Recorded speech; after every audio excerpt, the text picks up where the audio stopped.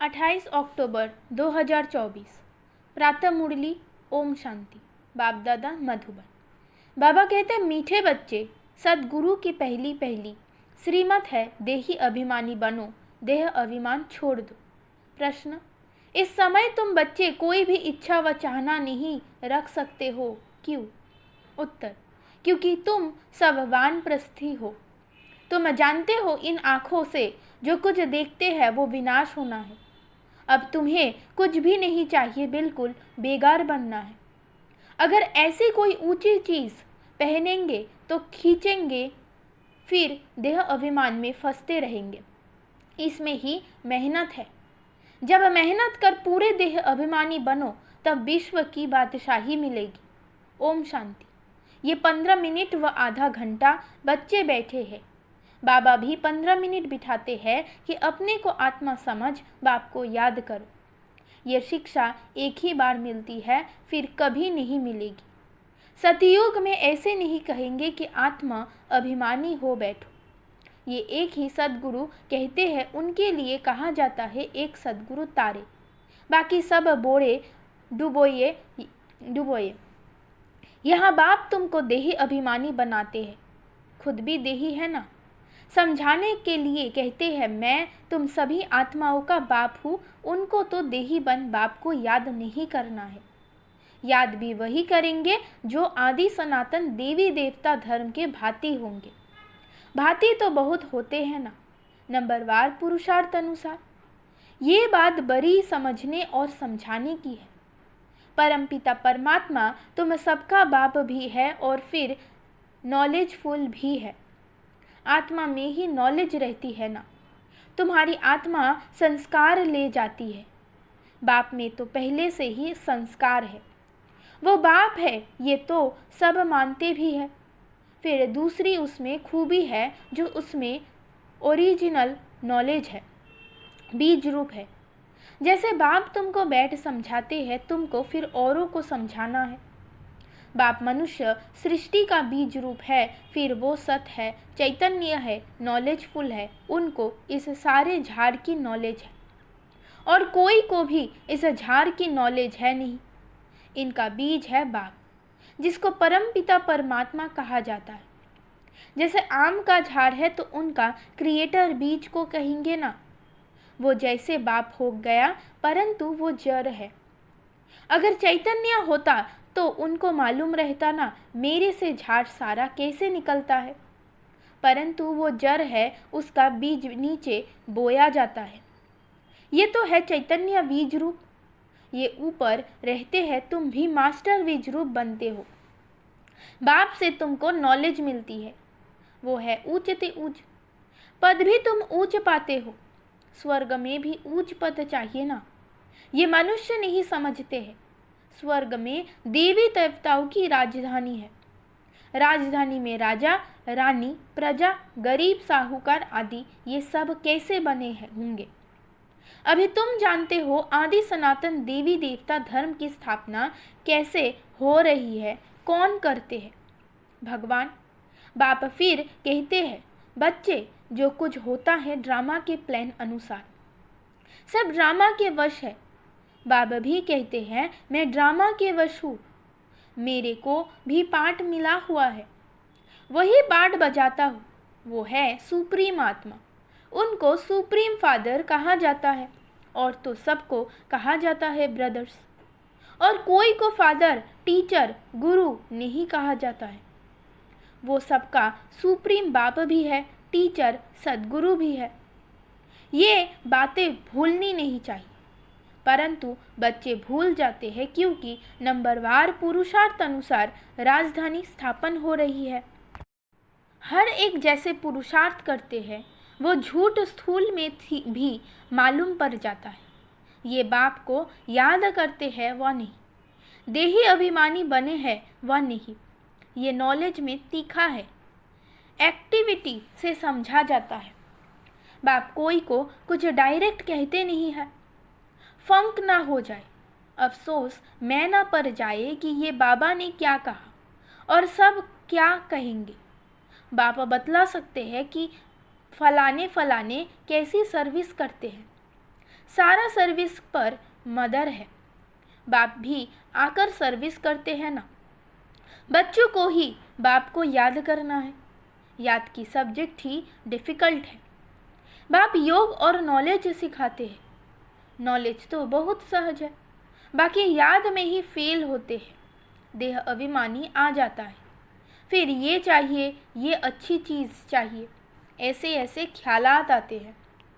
बाप कहते हैं यहाँ तो तुम वनवास में हो ना, तुमको तो अब वानप्रस्थ में जाना है। फिर कोई भी ऐसी चीज़ नहीं पहन सकते। अगर ऐसी कोई दुनियावी चीज़ होगी तो खींचेगी, शरीर भी खींचेगा। घड़ी घड़ी देह अभिमान में ले आते हैं। इसमें है मेहनत। मेहनत बिगाड़ विश्व की बादशाही थोड़ी ही मिल सकती है। मेहनत भी नंबरवार पुरुषार्थ अनुसार कल्प कल्प करते आए हो, करते रहते हो, रिजल्ट प्रत्यक्ष होती जाएगी। स्कूल में भी नंबरवार ट्रांसफ़र होते हैं।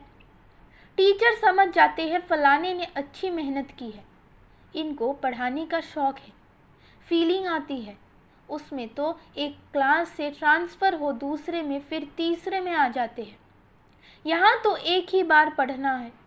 आगे चल जितना तुम नज़दीक आते जाएंगे उतना सब मालूम पड़ता जाएगा। ये बहुत मेहनत करनी है, ज़रूर ऊंच पद पाएंगे। ये तो जानते हैं कोई राजा रानी बनते हैं, कोई क्या बनते हैं, कोई क्या बनते हैं। प्रजा भी तो बहुत बनती है, सारा एक्टिविटी से मालूम पड़ता है। ये देह अभिमान में कितना रहते हैं, इनका कितना लव है बाप से। बाप के साथ ही लव चाहिए ना, भाई भाई का नहीं। भाइयों के लव से कुछ मिलता नहीं है, वर्षा सबको एक बाप से मिलना है।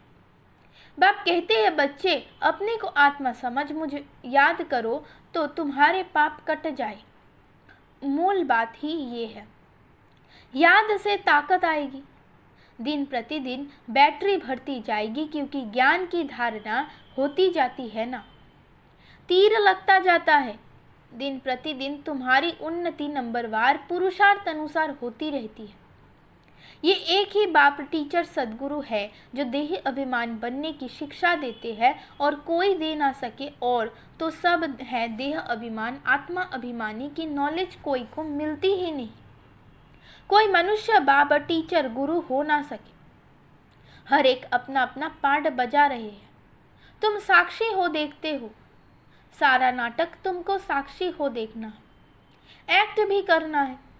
बाप क्रिएटर डायरेक्टर एक्टर है। शिव बाबा आकर एक्टर करते हैं। सबका बाप है ना। बच्चे अथवा बच्चियां सबको आकर वर्षा देते हैं।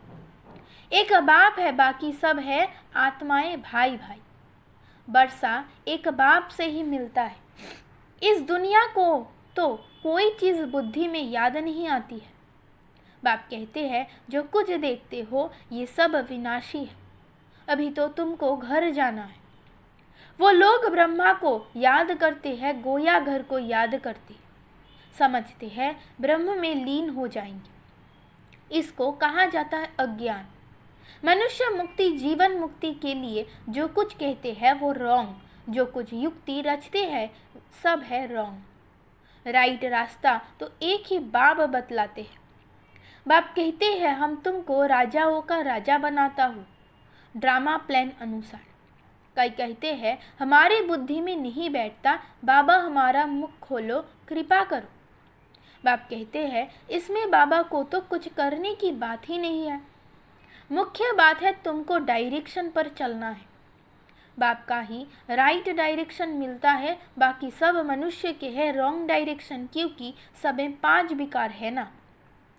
नीचे ही उतरते उतरते रॉन्ग बनते जाते हैं। क्या क्या रिद्धि सिद्धि आदि करते रहते हैं, उनमें सुख नहीं है। तुम जानते हो ये सब अल्पकाल के सुख हैं। उनको कहा जाता है कागविष्ठा समान सुख। सीढ़ी के चित्र पर बहुत अच्छी रीति समझाना है और झाड़ पर भी समझाना है। कोई भी धर्म वाले को तुम दिखा सकते हो तुम्हारा धर्म स्थापन करने वाला फलाने फलाने समय पर आता है, क्राइस्ट फलाने टाइम आएगा। जो और धर्मों में कन्वर्ट हो गए हैं, उन्हों को ये धर्म ही अच्छा लगेगा, फट निकल आएंगे। बाकी कोई को अच्छा नहीं लगेगा तो वो पुरुषार्थ ही कैसे करेंगे। मनुष्य मनुष्य को फांसी पर चढ़ाते हैं, तुमको तो एक बाप की ही याद में रहना है, ये बड़ी मीठी फांसी है। आत्मा की बुद्धि का योग है बाप की तरफ। आत्मा को कहा जाता है बाप को याद करो, ये याद की फांसी है। फादर तो ऊपर रहते हैं ना, तुम जानते हो हम आत्मा है, तुमको बाप को ही याद करना है। ये शरीर तो यहाँ ही छोड़ देना है। तुमको ये सारा ज्ञान है, तुम यहाँ बैठ क्या करते हो? बानी से परे जाने के लिए पुरुषार्थ करते हो।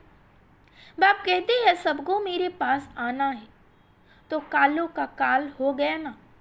ये काल तो एक को ले जाते हैं, वो भी काल कोई है नहीं जो ले जाता।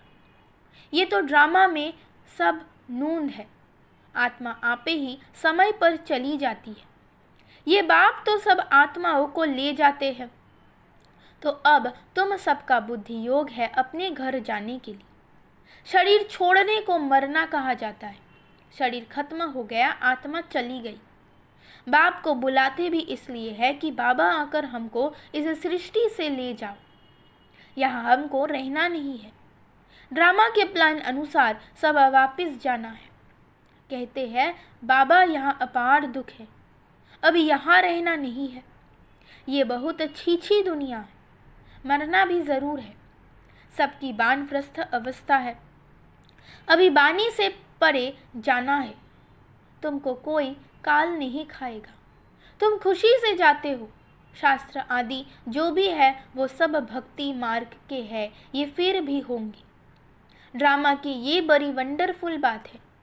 ये टेप, ये घड़ी, जो कुछ इस समय देखते हो वो सब फिर होगा। इसमें मूंझने की कोई बात ही नहीं है। वर्ल्ड की हिस्ट्री ज्योग्राफी रिपीट का अर्थ ही है हूबहू रिपीट। अभी तुम जानते हो हम फिर से 100 देवी देवता बन रहे हैं, वही फिर बनेंगे। इसमें ज़रा भी फर्क नहीं पड़ सकता है।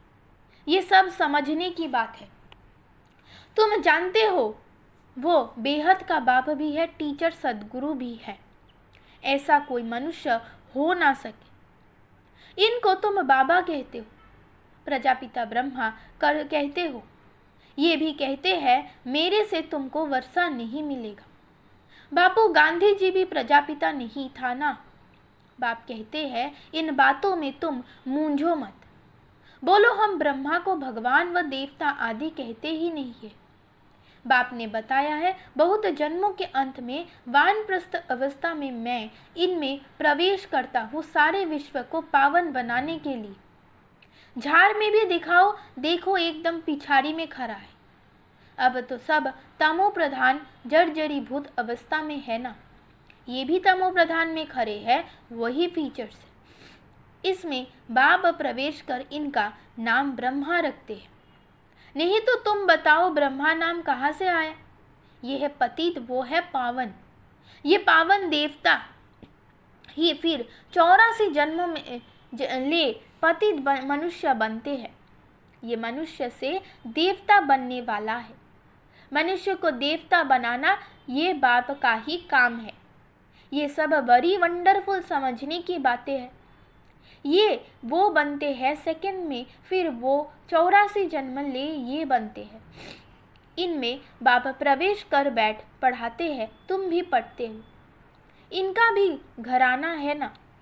लक्ष्मी नारायण राधे कृष्ण के मंदिर भी है, परंतु ये किसको भी पता नहीं है राधे कृष्ण पहले प्रिंस प्रिंसेस से जो फिर लक्ष्मी नारायण बनते हैं। ये बेगर टू प्रिंस बनेंगे, प्रिंसो बेगर बनते हैं। कितनी सहज बात है। 84 जन्म को कहानी इन दोनों चित्र में है। ये वो बनते हैं, युगल है इसलिए 4 भुजा देते हैं। प्रवृत्ति मार्ग है ना, एक सदगुरु ही तुम्हें पार ले जाते हैं। बाप कितना अच्छी रीति समझाते हैं। फिर देवी गुण भी चाहिए। स्त्री के लिए पति से पूछो व स्त्री से पति के लिए पूछो तो झट बताएगी इनमें ये खामियां है। इस बात में ये तंग करते हैं या तो कहेंगे हम दोनों ठीक चलते हैं। कोई किसको तंग नहीं करते हैं, दोनों एक दो के मददगार साथी होकर चलते हैं। कोई एक दो को गिराने की कोशिश करते हैं। बाप कहते हैं इसमें स्वभाव को अच्छी रीति बदलना पड़ता है। वो सब है आसुरी स्वभाव, देवताओं का होता ही है देवी स्वभाव। ये सब तुम जानते हो, आसुरों और देवताओं की युद्ध लगी नहीं है।